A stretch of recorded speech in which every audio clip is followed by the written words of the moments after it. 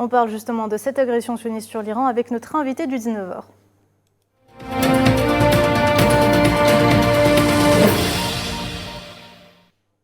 Avec nous ce soir, Manuel Pouchelet, expert en géopolitique. Bonsoir. Bonsoir madame et merci pour votre invitation. Toujours un plaisir de vous avoir parmi nous. Alors Manuel Pouchelet, cette agression contre l'Iran est d'une envergure sans précédent. Selon un dernier bilan, on parle d'au moins 4 soldats tombés en martyrs. Malgré les avertissements, l'entité sioniste a quand même décidé d'élargir son offensive. Quelle lecture faites-vous de cette agression qui intervient justement quelques temps après une première agression sioniste à laquelle Téhéran avait justement riposté par une salve de missiles? En fait, si vous voulez, la tension dans la région est à son comble et on constate, si vous voulez, que côté iranien, ils sont capables de se défendre.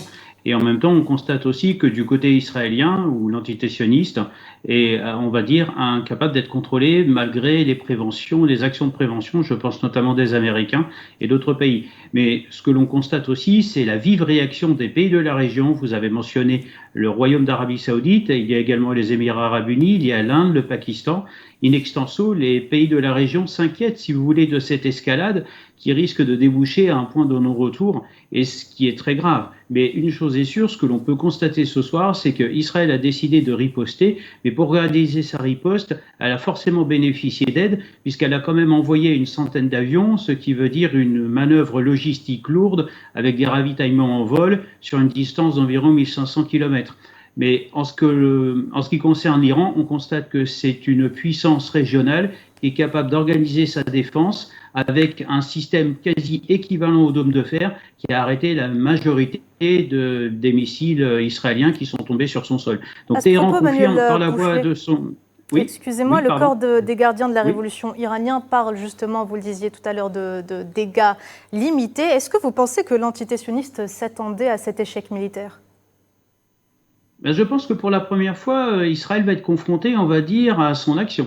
C'est-à-dire une action où pour l'instant elle gagnait puisque ses contradicteurs étaient, excusez-moi, peut-être un peu trop faibles. Mais là, cette fois-ci, on s'attaque à l'Iran. Et l'Iran n'est ni le Hamas, ni le Hezbollah, qui d'ailleurs résiste toujours à l'agression israélienne. Donc maintenant, si vous voulez, Téhéran est en train de démontrer à Israël qu'elle a aussi des limites. Et c'est la première fois depuis le 7 octobre qu'Israël connaît un contradicteur tenace qui est Téhéran, qui lui fixe des limites où je pense que même les Américains n'étaient peut-être pas préparés à accueillir en tout cas. La souveraineté de l'Iran a été violée, en plus de la violation sans appel de la Charte des Nations Unies. Dans ce contexte, on l'a vu tout à l'heure, l'Iran a invoqué son droit à l'autodétermination. Est-ce que vous pensez que nous allons vers un conflit régional de haute intensité ? Parler de haute intensité, si vous voulez, cela mobilise beaucoup de vecteurs. Je pense à une levée d'armée, ce qui est déjà le cas en Israël, mais côté de Téhéran, vous l'avez très bien mentionné, il s'agit du corps des gardiens de la révolution, donc ce qui n'est pas tout à fait une armée complète. Et l'armée iranienne est aussi forte de nombreux hommes et qui risquerait à son tour d'être engagée. Maintenant, de là à parler d'une escalade, je vous ferai remarquer qu'il y a une forme de retenue aussi d'Israël dans ses frappes, c'est ce que disent les Américains, mais attention, on est aussi dans une bataille de communication où il faut vraiment être très très prudent sur les déclarations, mais ce que l'on peut constater, c'est que Téhéran est capable de se défendre, d'invoquer bien sûr le droit international, parce que vous le savez, depuis quelque temps, la lecture du droit international, comme par hasard, dès qu'il s'agit de sa propre défense, est biaisée, et l'État israélien le viole régulièrement, et personne ne fait rien pour l'arrêter en tout cas. Mais ce qui a été fait la nuit dernière démontre que Téhéran est capable de se défendre, et peut-être à son tour aussi d'imposer ses règles du jeu. L'entité sioniste joue avec le feu, on peut le dire, en s'attaquant à l'armée iranienne. Est-ce que vous pensez qu'on pourrait parler d'une grave erreur stratégique de la part de Benyamin Netanyahou, en particulier en prenant en compte qu'un certain nombre de pays ont cessé leur livraison d'armes à l'entité sioniste ? Oui, vous savez, il y a un proverbe régional qui dit « d'une erreur n'en fait pas deux ». Je pense que c'est peut-être la deuxième erreur. Et vous savez, il y a aussi un petit dicton qui dit que si on tire la queue du lion, il ne faut pas s'étonner qu'il morde. Donc, quelque part, je pense que M. Netanyahou est allé trop loin. Est-ce un pont trop loin? Puisque maintenant, il doit aussi s'attendre à une riposte de Téhéran, puisque cela a été observé depuis le début de ces agressions régulières on va dire, du côté israélien, où, rappelez-vous, il y a eu des drones iraniens qui sont venus, Israël a répliqué, ensuite il y a eu des missiles balistiques, donc si vous voulez, moi ce qui m'inquiète, c'est le fait que les rapports augmentent graduellement en termes de difficultés et surtout de moyens engagés. On ne parle plus de drones, on parle de missiles balistiques. Donc, quelle sera la prochaine étape? Moi, je vous le confirme, l'embrasement est craint par tous les pays de la région, mais aussi les alliés, on va dire, de l'entité israélienne. Pourquoi? Parce que tout simplement, parce que à cause de cela, il y a des risques économiques majeurs. Il ne faut pas oublier que l'Iran est aussi producteur de pétrole, ce qui risquerait de faire flamber les prix du baril. Et en Occident, on a déjà une crise économique suffisamment importante. Et les classes moyennes, excusez-moi, ne pourraient pas se satisfaire d'une situation qui, malheureusement, au Moyen-Orient, a des répercussions déjà aussi sur leur quotidien, en tout cas. Justement, après Gaza, après le Yémen, après le Liban, après la Syrie, l'entité sioniste a décidé de s'attaquer à l'Iran tout en jouissant d'une impunité jamais vue, on peut le dire. Comment est-ce que vous expliquez cette non-réaction de la part de la communauté internationale ? Je pense que la communauté internationale, si vous voulez, en France, on a un dicton qui dit qui le mot consent. Maintenant, attention, il y a aussi une partie non visible que sont les relations diplomatiques, où vous savez que Téhéran est quand même un acteur central de beaucoup de décisions. Il y a des aspects sécuritaires, il y a aussi d'autres aspects économiques, et toutes ces personnes sont condamnées à s'entendre. Et en diplomatie, vous avez aussi cette affirmation que si vous n'êtes pas à la table des négociations, c'est que vous êtes au menu. Mais vous savez, on ne peut pas faire sans Téhéran. Téhéran est un acteur incontournable d'une région, puisque c'est une puissance régionale, et d'ailleurs, on va dire, son ancien contradicteur de l'époque, qui était l'Arabie Saoudite, maintenant se range derrière Téhéran pour justement dénoncer ces actions israéliennes qui sont aujourd'hui condamnables et justement qui sont condamnées par tous les acteurs de la région. Mais ce qui est inquiétant, malgré la conférence de Paris qui s'est tenue il y a quelques jours, c'était jeudi dernier, je vous ferai remarquer que les grands absents étaient Israël et surtout les Américains. Justement, Manuel Pouchelet, vous parliez de l'Arabie Saoudite. Pourquoi a-t-elle décidé de sortir de son silence maintenant, rappelant qu'une certaine normalisation a été faite entre l'entité sioniste et l'Arabie Saoudite ?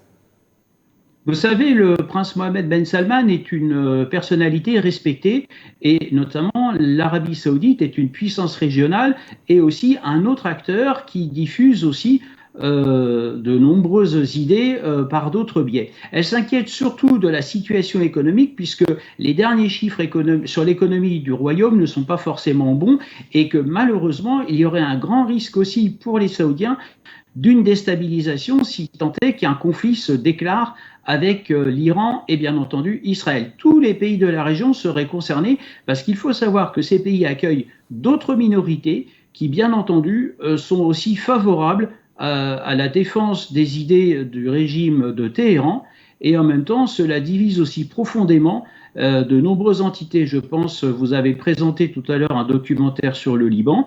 Et au Liban, vous savez, il y a 18 communautés religieuses qui cohabitent, dont on perçoit déjà et dès à présent des risques de tension qui, à cause de ces agressions répétées d'Israël, provoquent bien sûr des réactions de la population. Une population n'est jamais neutre.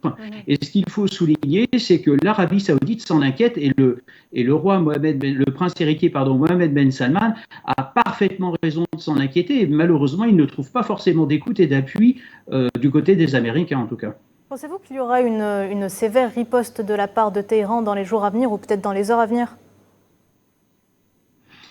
Vous savez, l'Iran est un pays qui ne confondra jamais vitesse et précipitation et dont, on va dire, ils ont, une phrase très simple. Ce qui est passé a fui, ce que tu espérais est absent, et le présent t'appartient. Donc, si vous voulez, moi, je vais rebondir sur ce proverbe perse où le présent leur appartient, et je ne pense pas que Téhéran soit en mesure de riposter immédiatement. À défaut, il risquerait de confondre vitesse et précipitation.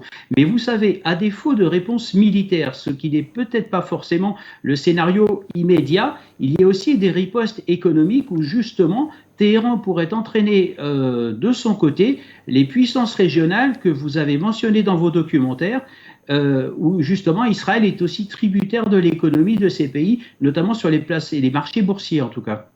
Dernière question pour vous, Manuel Pouchelet. À l'heure où nous parlons, l'entité sioniste a commis un nouveau massacre dans le nord de Gaza, à Beit Lahia, visant 5 maisons. On parle d'au moins 35 martyrs. On l'a vu, l'entité sioniste est sur tous les fronts et Gaza est en train de se transformer en une véritable boucherie. Oui, malheureusement, c'est le journal de marche des opérations sur Gaza est horrible et il n'y a rien qui est fait pour arrêter cette boucherie et la main vengeresse, on va dire, de Benjamin Netanyahou. Moi, personnellement, vous savez, j'ai beaucoup de difficultés à me poser la question de savoir quand est-ce qu'on pourra arrêter ce Premier ministre qui, en tous les cas, on a quand même quelques indicateurs, on va dire, je n'ose pas dire optimistes, où il commence dans son armée à rencontrer une certaine opposition de certains officiers qui n'approuvent plus ces combats, et aussi sa population qui n'est plus non plus à même d'accepter les difficultés tant sécuritaires que de vie au quotidien, où justement le Premier ministre a décidé de plonger tant Israël que toute la région dans le chaos. Je pense qu'il faut que cela cesse. Vous l'avez présenté dans vos documentaires, si vous voulez, avec une population qui demande un cessez-le-feu. Le problème, c'est qu'il ne vient pas. Et à l'heure d'aujourd'hui, je suis malheureusement, même avec certains accès à certains dossiers, incapable de pouvoir vous dire si ce cessez-le-feu pourra s'exercer. Une chose est sûre, la population souffre, la population est le seul, on va dire, levier qui pourrait protester contre cette politique, mais malheureusement, elle n'est pas écoutée et c'est là le plus grave en tout cas. Mais l'heure est donc venue d'isoler l'entité sioniste du Conseil de sécurité, vu qu'elle ne respecte aucune résolution des Nations Unies. Oui, je vous le confirme, le problème qu'il y a, c'est qu'au Conseil de sécurité, ils ont un appui indéniable qui s'appelle, on va dire, les États-Unis d'Amérique. Moi, par contre, ce qui me fait plaisir, c'est quand même d'entendre enfin une réaction de Moscou avec quand même des termes forts qui condamnent ces actions, mais aussi, je vais me répéter, je vous prie de m'en excuser, surtout les acteurs régionaux du Moyen-Orient, des capitales du Moyen-Orient qui s'agacent et qui s'inquiètent surtout des risques de déstabilisation que cette politique menée par M. Netanyahou, cette politique de va-t-en-guerre, de cette politique de va-t-en-guerre qui, de toute façon, a des conséquences économiques sur les pays de la région, parce que je vous ferai remarquer qu'une partie du transit du pétrole passe par le golfe d'Aden et que c'est 40% des marchandises mondiales qui passent par le canal de Suez. Tant l'Égypte que le Yémen ou d'autres pays sont privés aussi de droits de douane qui malheureusement manquent à leur économie. Et je pense que, je le dis souvent, la guerre n'est pas seulement militaire, mais elle est aussi économique. Et là, je pense qu'on atteint des sommets où justement, il y a des pays qui commencent à devoir s'expliquer, des gouvernements qui commencent à devoir s'expliquer auprès des populations, où justement, il y a un risque de situation irréversible, excusez-moi, sur le plan économique en tout cas. Merci beaucoup, Manuel Pouchelet, d'avoir répondu à nos questions. C'est toujours un plaisir de vous avoir parmi nous. À bientôt.